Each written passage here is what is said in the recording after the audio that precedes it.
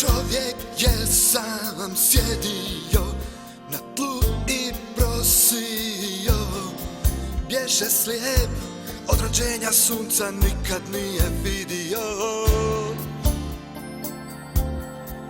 No jedan dan kad Kristu srce otvori, on primio je vid. Sa svijet se čudio, ma kako to da je slijepac progledao. Sve povjeri u ime Isus, sve povjeri u ime Isus, sve povjeri u ime Isus. Slijepi može vidjeti,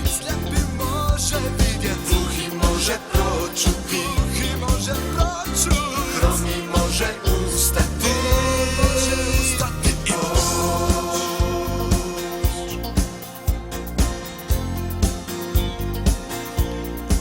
U tom je imenu spasenje svima koji vjeruju. U imenu Isus ima moć za riješit svaku situaciju. Isus dođe da te oslobodi, istinu kaže ti, da bi ti ja put pronašli u život vječiti.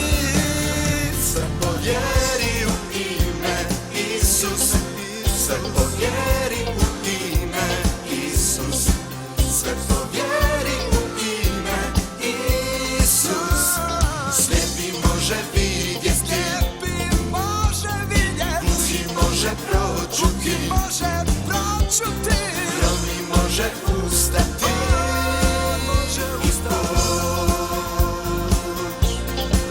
Sve povjeri u ime Isus, sve povjeri u ime Isus, sve povjeri u ime Isus.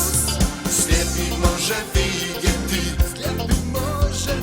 gluhi može pročuti, hromi može ustati.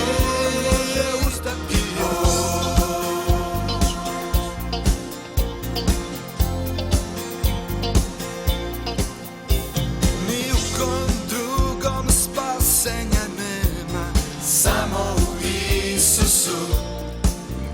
Ne, ni u kom drugom spasenja nema, samo u Isusu.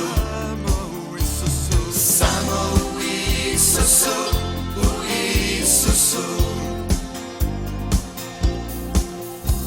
Ni u kom drugom spasenja nema, samo u Isusu. Znaj, ni u kom drugom spasenja nema, samo u Isusu. Samo u Isusu, u Isusu.